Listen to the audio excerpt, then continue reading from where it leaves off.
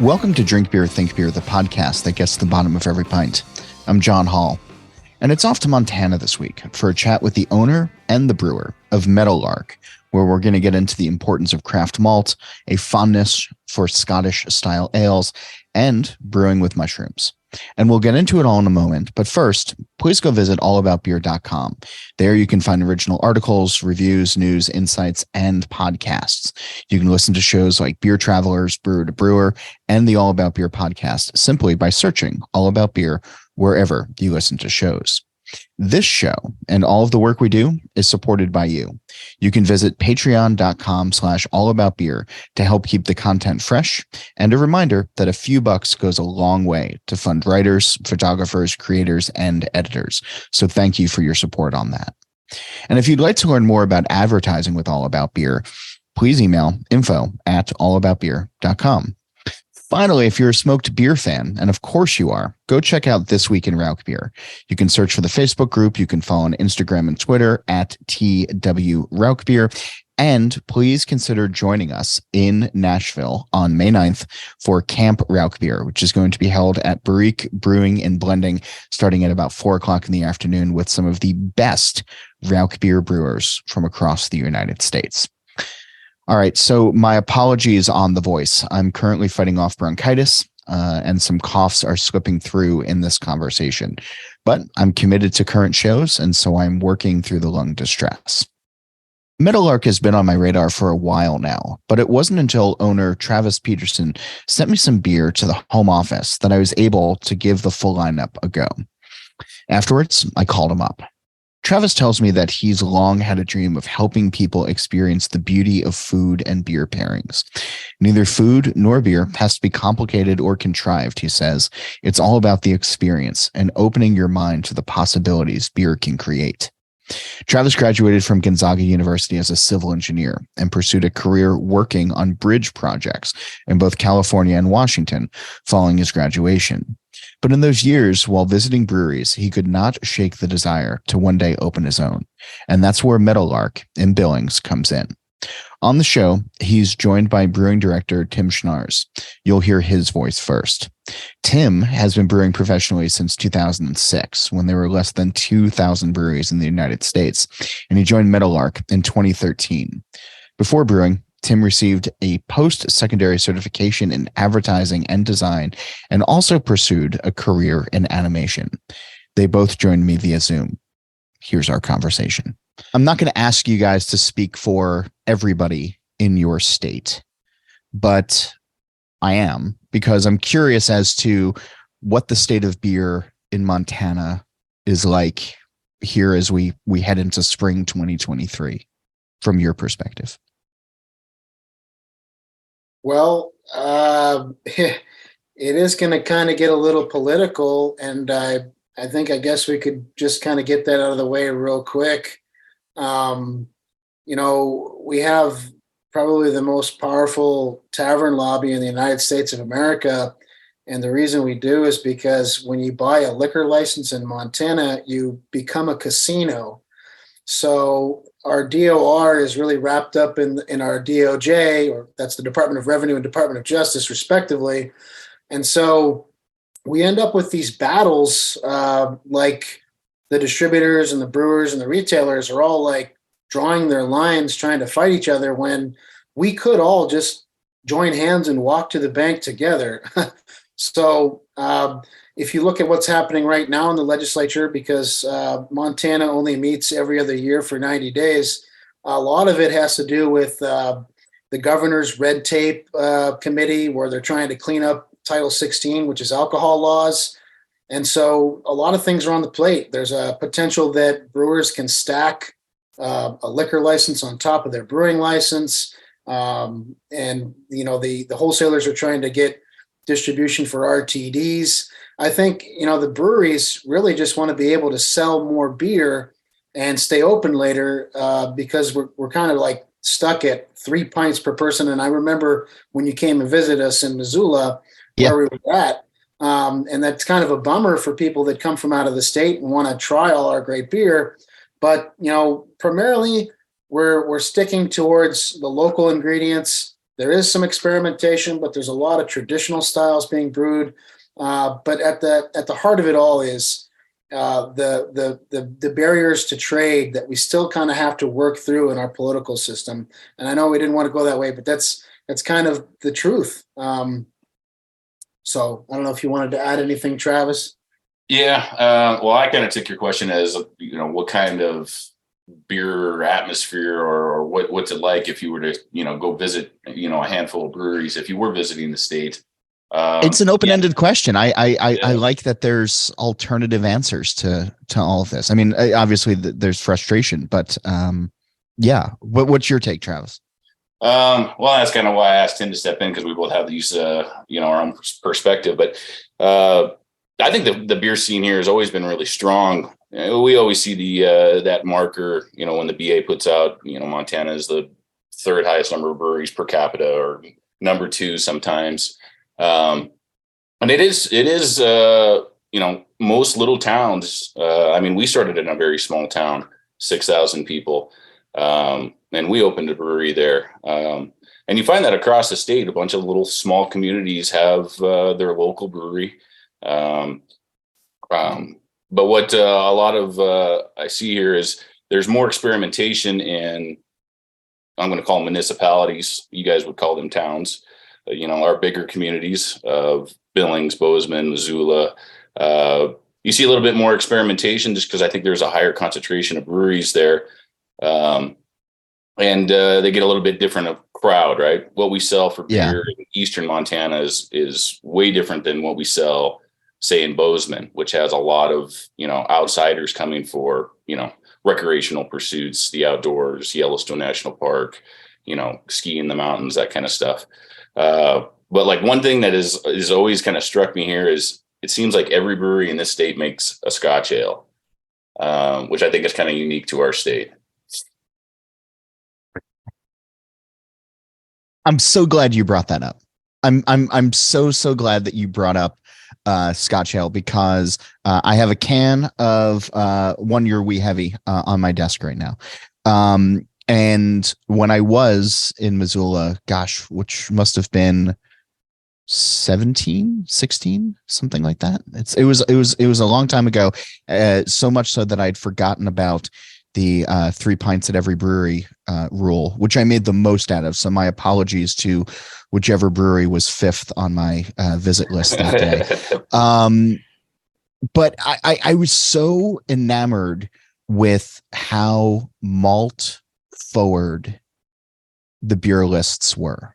And seeing a lot of, great stouts, but so many great like Scotch ales and red ales. And it's the same when I went north from you all, and I was in, Calgary a while back, around that same time of just, I imagine being surrounded by grain and being surrounded by farms helps steer, I don't know, beer decisions, beer style decisions. Is that accurate? Is that fair? Yeah, I think that's pretty accurate. I mean, so I hate to say we're like 2 years behind a lot of the trends, but it does take a while for new things to get here, right? And I don't know if it's just because our population is low, but I think, coming up in a very grain centric, we like to talk about terroir with the craft malt we're using. But I also think that a lot of people in this state grew up drinking your big domestics, right? Coors Light was kind of what everybody drank when I was growing up. And I see a lot of Busch Light. So light, more approachable things like Scotch ales and red ales, which have a little bit of that residual sweetness. I think there's an easy transition for those people to move out of a big domestic into, a craft beer, makes them feel good that they're trying something crafty, and of course this has evolved over the last, 10, 15 years. And we've definitely seen people's tastes change over that time. We sell way more IPA now than we ever used to. And I think that also kind of lends to IPAs have changed a lot, where,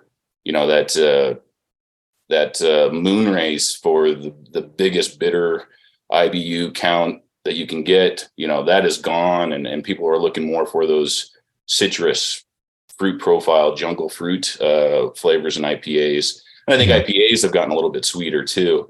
So we are seeing some people, we're still a dominant malt heavy industry, but IPAs have definitely made their mark here. What is it though about some of the Scottish style ales that you think have really captured drinkers' interests? Because I was struck by pretty much everywhere I went. I was able to drink these really wonderful, copper and amber ales, and with distinctive flavors and just real rich characters. And I haven't encountered that in too many other places in the world. I've been in the industry a long time now. I started in Pennsylvania, and there's a little bit of that back east when there was only 1,300 breweries in the country. But I kind of feel that the amber ale or the Scottish ale, they really do serve as kind of like a gateway beer to people who aren't really understanding where or how or what, craft beer. They see it, they may be apprehensive about it. Usually when you give people a taste of the amber beer, it is just different enough and not too far out of scope that they feel comfortable wading into the pool of craft beer, so to speak. And, if you actually look at the most popular beers in Montana from a commercial standpoint, the top two that I can think of just from communities, if you think about Missoula, one of them is Cold Smoke, which is a Scottish style. And then right here in Billings, there's a brewery that's been around for decades. And, their big breadwinner, Angry Hanks is the name of the brewery, but there's this Street Fight. It's another amber Scottish ale that is very well balanced. It's, very exemplary of the style. And it's kind of like if it isn't broke, don't fix it. So it's a, I guess a better way to say it is if people who do mountain climbing, they've got to establish a base camp somewhere. And it seems like in the craft beer scene in Montana, that's where the base camp is that Scottish ale. And then people can take these longer trips into weird territories and then go back to where it's comfortable. And I think that some of that had to do also with what was available way back, before there was a lot of craft beer. Some of the bigger players that were sending beer to Montana was New Belgium with Fat Tire. I mean, you could find it. The old Fat Tire. Yeah. The old Fat Tire. Yeah. Classic. Yeah. Yeah. Like you'd go into the local grocery store and you would find Fat Tire, like Sam Adams and Moose Drool from Big Sky Brewing. Moose Drool was everywhere across the state. And I think that was a big intro point. And being a brown ale, I think that all influenced people that those were safe, friendly beers, and you give the people what they want. So how come you guys don't brew, a brown ale? How come you guys don't brew a Scotch ale? I think brewers probably responded to those comments. I dig that. And it's still hanging on, right? I mean, even with the encroachment of sweeter, fruitier, tropical IPAs, and even some of the more robust styles or boozy styles, this Scotch ale and some of those classics they still resonate. Yeah, you could still go to, I would say probably most, if not all breweries, and find a Scotch ale on tap. Like it is a dominant style here. God love Montana for that. That is just we need more of that these days. At least in my probably unpopular, widely held opinion. I'm thinking, so we mentioned malt before, and Travis, before we went on, you were talking about how craft malt plays into so much of what you're doing at the brewery these days. And obviously a lot of the larger companies use Montana or based in Montana, have facilities. What's the appeal for craft malt in what you all are doing these days? Well, it started, 3 or 4 years ago, Tim? You went to the Craft Maltsters conference, and I'll let Tim kind of segue into this, but Yeah, I mean, basically, we were at a crossroads there thinking about expanding our business. Travis went and did a course on distillation in Colorado. And I, right around the same time, took a course on malting at the Maltsters Conference in Fort Collins. And, he came back with this idea of, all right, this is something that we could incorporate into our business model fairly easily. Whereas I did not. I came back with this idea of, this is a lot bigger of issue than we can just incorporate into our business model. The costs that maltsters are spending at the craft level are way bigger, and you kind of have to already have that farming infrastructure. And so we started looking at our local maltsters, and even in Great Falls, there's a very large a maltery that is taking grain from all over Montana, North Dakota, and even into Alberta there, which is, this is the barley basket, the malt barley basket of the North America. And we're just kind of trying locally source some of this stuff. And I remember the big maltery in the center of the state told us that they weren't able to certify that the wheat was coming from Montana. And that became, the point of contention there is, where is this stuff coming from and what is it?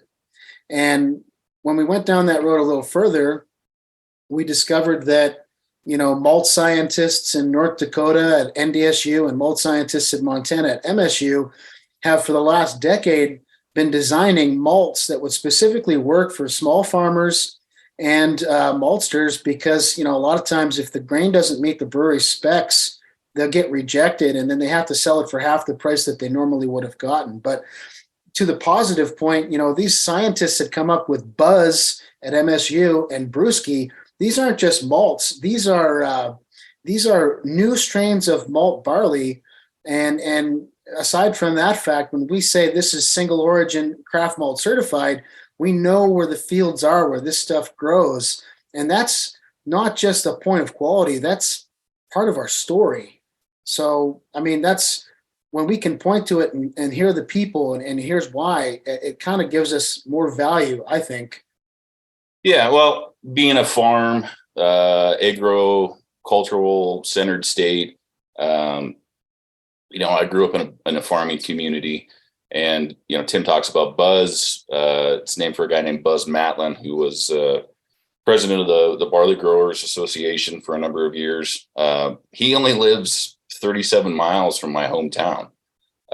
So when you're talking about connections, like, we know each other. We know who these people are. We've walked in their fields. We've toured their farms, and promoting that. When people come into our brewery, one of the first things we stop at is this big sign that we had made that says, how is your beer made, or where's your beer made? And we put a big map on there, and we got little icons, little map placements of, this is 2-track malting out of North Dakota. This is Gallatin Valley malt over near Bozeman. And that gives us an opportunity to talk about things like, taste where your beer comes from. Tim a while back came up with this phrase of we want to be the Napa Valley of beer. Like, we want to have and share that terroir, the place where this stuff is grown, and how it's influenced from season to season, and talk about those people that are farmers first and then got into malting. And keeping our dollars circulating within our communities is really important. When we were buying grain from some of the bigger outfits, shipping thousands of miles away, we couldn't say where it was coming from, whether it was, North Dakota, Montana, Idaho, or, Saskatchewan. And, it just kind of felt disjointed. Like, we're local beer. Why aren't we using more local ingredients? And so, finally, like, well, hops have always been like the sexy ingredient, right? The ones that everybody's always talked about for years. Everybody knows about them. Everybody knows what they look like. And nobody really talked about malt. And so now we have this opportunity to talk about malt and all the cool things that we can get out of it, with these new varietals that are being produced, specific for regions. And then the feedback that we have with those maltsters. Hey, we're really looking for, to substitute this specialty grain that we're getting from Country Malt Group. What can you guys do? And they're responding. and they want to be good partners also. And so, yeah, they'll just show up with some new product, a bag, like, here you go. We made this. Just wanted to see if you would like it. And I mean, that's exciting for us. Like, Yeah, I'd like to speak to that too. Is that, when Please. we started partnering with these maltsters, and they're coming out with new styles of malt and new techniques, much the same way that 20 years ago breweries were starting to play with styles in America that were kind of in the face of convention to typical standard European brewers. And so that's really exciting when you think that now we've moved down to the raw materials part of this culture and industry, and those people are starting to do creative things at that level, which I think maybe not here yet, but just simply when you start talking about the new strains of barley, new types of malts, and then other methods, like in Europe, they're talking about doing malt infusions with flavors. It's really growing that part of it, and I think it can only get more sophisticated, complex, and dynamic if you think those are good words. Well, I do think that probably a lot of it captures drinkers' attentions, but also I think keeping brewers engaged in an interesting way can lead to new advancements in flavorful beer and new ways to keep drinkers engaged. I'm curious though, because a lot of conversations that I have with brewers about craft malt often center around price. And some brewers will say, it's fine now and again, and I want to support my local maltster, but the price differential between some of the smaller maltsters and some of the larger companies just doesn't work for my bottom line. Can you talk about how you've addressed that or how you approach that? Yeah, it wasn't as hard as a decision as you might think. I mean, it was a choice to use a local product versus something that we didn't have a good connection with. And yeah, we knew we were going to pay more. And I was willing to do that. I want to buy local. I mean, it's just important. Like the cost. So it's yes. Walking the walk. Yeah. Yeah. The cost is there. We pass that on a little bit to the consumer, obviously, but by the time it gets down to a pint, like it's really not costing them anymore. Right. And so I just moved that right out of my head. Like, this is going to cost us this much more every single time. Well, it is. But comparatively, the price increases that we've seen on other COGS, chemical, aluminum, labels, like those things have all gone up dramatically since the pandemic. I mean, some of our chemical went up like 200%. Like our malt didn't. And when they call us up and they say, hey, we're really, really sorry, but we're going to have to raise the price by, 5 cents a pound, like they feel bad. Like that's the kind of relationship we have. And it's like, that's fine. Like it's a better product. We like what it does. We like how it tastes. And so that has value to me. And I'm willing to pay for that value. We did a side-by-side with one of our seasonals, Squashtoberfest, which is just an Oktoberfest style lager. We do use some butternut squash in it in lieu of some of the grain. But what we did this year or last year was we took some specialty malt from 2-Track and did one batch. And then we did another batch with some specialty malt from Gallatin Valley, just to really influence or see what that influence would be on the end product. And then it was this whole platform that we could go out front to our patrons and say, you got 2 choices. Do you want to try them both and then pick which one that you like more? And they tasted different. One had a little bit of a sweeter graham cracker profile, I thought, and the other one was a little drier. And they ended in the same gravity. Everything was the same except for basically one was using a Munich and one was using a more of a Vienna. But clearly there was a chance to describe and explain what craft malt is and get people engaged in the story. One of the things that I noticed in looking at your labels is that malt plays into the beer names and the beer titles. You have a stout where you put oat malt right up front and center. On your Scottish style, on your wee heavy, rye is part of the name as well. By putting the grains forward on the label, where every time you're reaching for a can or a bottle, you can see that. Do you feel that helps forge that deeper connection as well? Yeah, I think it does. Hopefully it gives people pause to think about what that means. Because to the layperson, right? Like, they don't really think that hard about what's going in to make beer, right? Oh, it's grain, tops, it's water. Like, they don't really think about it maybe. So all these are little talking points that, if we're lucky enough to be in front of these people, then great. But maybe they'll do a little on their own and say, oh, well, this one said oat malt stout. I wonder why that's different from, an oatmeal stout. Maybe that does spark something. At least for our end, we enjoy going out front and talking to our customers and explaining these type of things. And we do try to put it in people's faces a little bit. The one that kind of stands out more to me on ingredient wise is our beer called Fungus Shui. Like, yeah, we wanted it to be in people's faces that beer has mushrooms as an ingredient. And we didn't want to shy away from that. We didn't want to hide that fact. So every time we do something like that, yeah, it's very intentional. We want people to think about it. What's going in your mouth? You couldn't have served up a better segue, because I wanted to go to Fungus Shui next in there. And I can't imagine even using candy cap mushrooms, which I want to get into because I find it fascinating as an ingredient.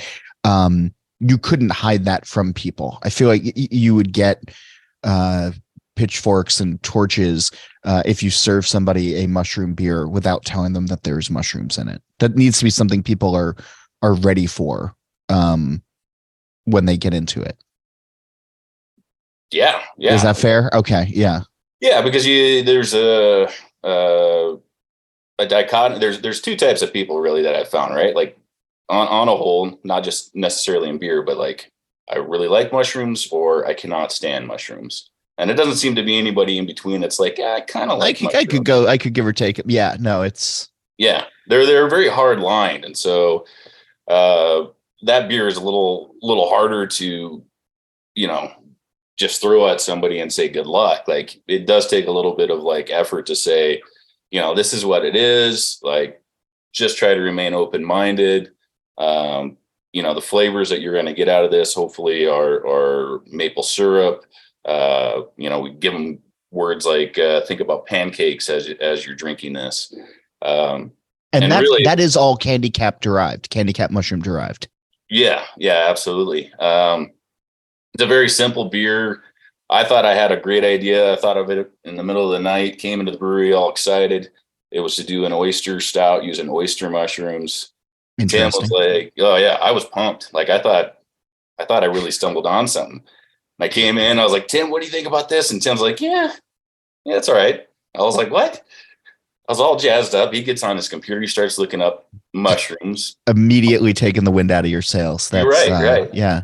Way to go, buzzkill Tim. Right. But it was a natural, but something evolved out of it, right? Like, he finds candy caps on the internet. Have you ever heard of these before? No, never heard of them. No clue. My mother walks in the back door of the brewery. She's like, what are you guys up to? Oh, we're dreaming up a new beer and, we're making a mushroom stout. And she listens to the idea.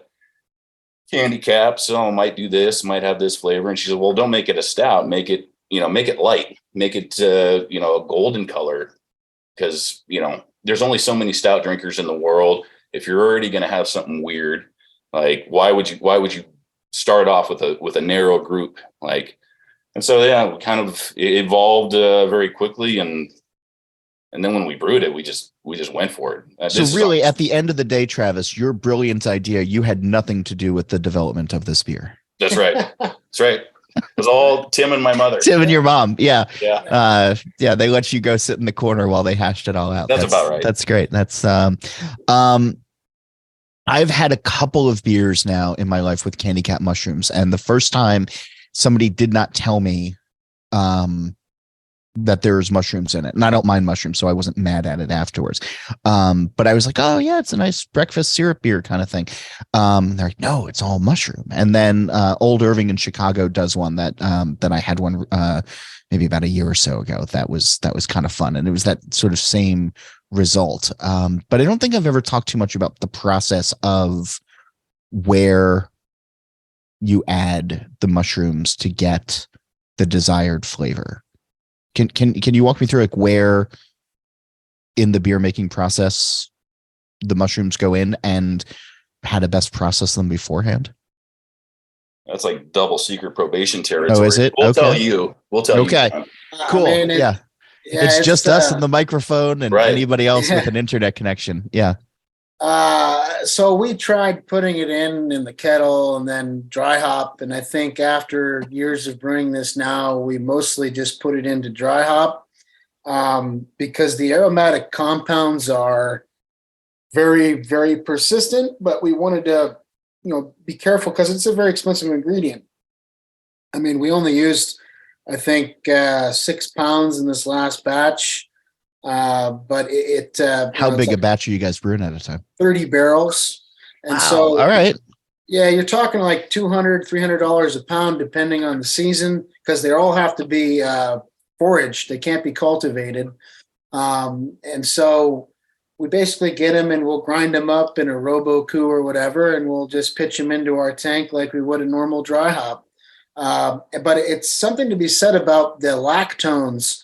It's sotalone is the name of the compound, but these lactone compounds, they last for a long time. And I don't mean to get too gross or anything, but no, we're talking mushrooms. Go as gross as you want. Well, I was going to say, what happens if you decide you really like this beer and you drink this all night long? What you're going to notice is that you're going to sweat it out. You're going to smell it from your armpits. You're going to go to the bathroom the next day after urinating, and your bathroom is going to smell like maple syrup. And I've had these experiences over the last few years. I had a friend come visit us for vacation. He found a bottle in my basement where he was staying, and he said, well, it's vacation. He's starting to drink at like 10 a.m. No judgment here. But we finally get to Bozeman for our stop. He uses the bathroom in the hotel room, and the whole hotel room smells like maple syrup. So they're very persistent and they're very intense. And so you're either going to really enjoy this beer or you're just going to shove it away because those compounds just stick around. So we probably could put it in the kettle, but we just dry hop it. I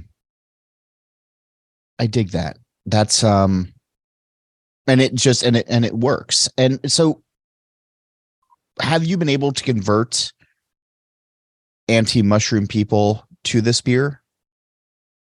Oh yeah, absolutely. And I mean, it's that challenge that you kind of love, right? Like, oh, I don't like beer, right? Like, well, okay, strap in, right?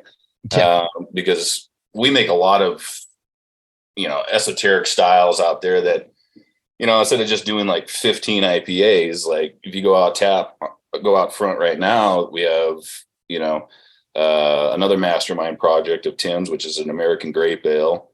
We get a beer de garde that we aged on Spanish cedar and French oak. We have our barley wine. We have a couple of, one's kind of a sour, but not really a sour in a traditional sense. So we kind of love those opportunities. But yeah, we definitely have converted some, I'm not drinking mushrooms, right? Like, okay, well, why don't you just try a sample? Like, yeah, you got nothing to lose. But it's part of a complete breakfast. Here. Yeah, I'm going to give it to you. Like, you don't like it? No big deal. Like, but if you want to try something cool, like, where else are you going to find it? Like, you said you've had a couple, but they're pretty few and far between. So yeah, no, this is only, I think maybe the third, maybe the fourth that I've had. I know I had the one from Old Irving, and I know that I was introduced to one earlier, and I can't quite remember where. feel like it was at a festival and it was a small batch, but it'll come to me, I'm sure, after we're done recording. Yeah. Somebody will remind me after listening to this, because I'm sure I've talked about it before. But yeah, no, and it's fun, and I like that because it is foraged. That this style won't necessarily take off, and that folks should seek it out because of the rarity and the scarceness of the ingredient. Where does it fall for you guys as far as is it year round? No. Okay. It's just no, but we got some shelf life on it because it's filtered down to pristine brilliance. But the mushrooms go on season in like January in the Pacific Northwest. So we typically would call the mushroom supplier around the first of the year and say, any available, or what's the season look like? You're going to have a problem finding some. We've gotten lucky. The one season they didn't find any, we did find another supplier, but typically we'll brew it for spring or February, March. And we'll try and hold on to some for World Beer Cup this spring and then GABF at summer. But typically it stays well for that long. And the flavor just it won't go away. So you've poured this at GABF before, the Great American Beer Festival? We haven't poured it there, but okay. Oh, you've entered it. We did win a gold for it a few years ago, which is another good thing like we can use to talk to people about, like, it's award winning, like with a real award, not Karen's hockey brewfest, Sure. Right. In field beer, is that what this would fall under? Experimental. Yeah. Nice. I judged that years and years ago, that was always fun to do that category. Because this is where ingredients like this, I think, thrive best. Yeah, absolutely. Like we thought about filled beer, but it seemed to make more sense in the experimental, just because we couldn't really find a lot about people utilizing that in a beer before. You would see snippets like, chefs like to use it for this and that, but never saw much about beer. So it seemed right. As you think, keeping up with that sort of experimental vein, as you think forward of where the brewery is headed, where your own passions and careers are leading you, what is fueling experimentation for you? Where do you want to focus? Where do each of you want to focus some of your thoughts and energies into the exploration of beer? To be a iconoclast, I would say we're actually moving into the distillation side of things and seeing where that goes, because it really is an extension of beer when you talk about distilling and getting into whiskey. But not to get too far ahead of ourselves, that is our ultimate goal, is to move into RTD cocktails and American single malt, moving along with that craft malt certified status. But right now in the cellar, we're doing crazy stuff. We're playing with thiolized yeasts. We're playing with new CRISPR yeast to make what we call clean sours. This is all in the direction of beer still. But we're really excited about opening up all those directions. After the pandemic, we had to decide, are we a brewery or are we a beverage company? And I think, that existential flex allows us the room to grow in multiple different directions, as long as it's from the same single stream idea of certified craft malt barley from the Mondac region is the best expression of terroir. And so that's going to carry on to, whiskey if we get there, or our spirits. But yeah, we're trying everything. I mean, anything and everything. If you could give me a mash filter tomorrow, I'd probably say, hey, let's make a 100% rye beer just because we can. You know what I mean? Travis, as the guy sitting in the big chair, can Tim have a mash filter tomorrow? Not tomorrow. No, sorry, Tim. I tried. Sorry. No. I was advocating for you. I was pulling for you. 100% rye beer. It's the next big trend. Heard it here first. Yeah. Yeah, I'd second that with Tim on the distillation front. I think that's going to be a really fun project for us to get into, and trying to see how maybe specialty malts might influence some of that wash that comes out, and then further down the path, like how's that going to influence maybe what we're going to lay down as whiskeys. I think that's going to be a lot of fun. I was on vacation a couple of weeks ago, and when I got back, the guys were all excited about some of these new yeasts we've been playing with. We're not shy about trying new things, trying new technologies, or seeing what is out in the world. So, the world's our oyster, right? We just got to go out and find the pearls, and so we always do that. And then I think that came a lot from, for many years before we opened up this bigger brewery here in Billings, was we were always trying to figure out how we could be more successful out of a small town. And so we were always asking ourselves, like, what are we doing wrong? Like, what else should we be doing? What other style should we be tackling? How can we improve ourselves on water chemistry, on, cleaning regimens, like all those kinds of things. So, yeah, we're going to keep marching on. I like that.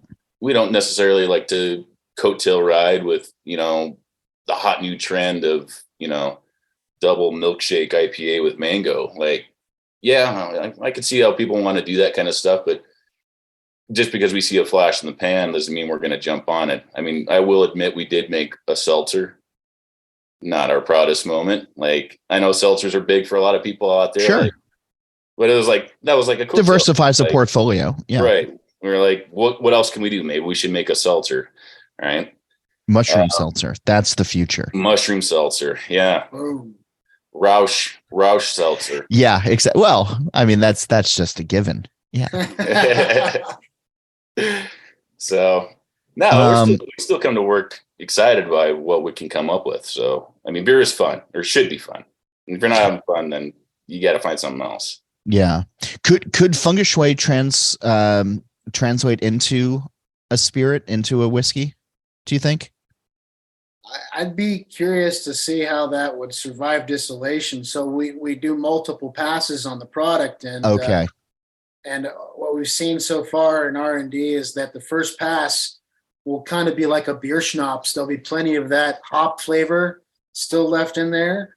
So maybe a first pass product would have some of those.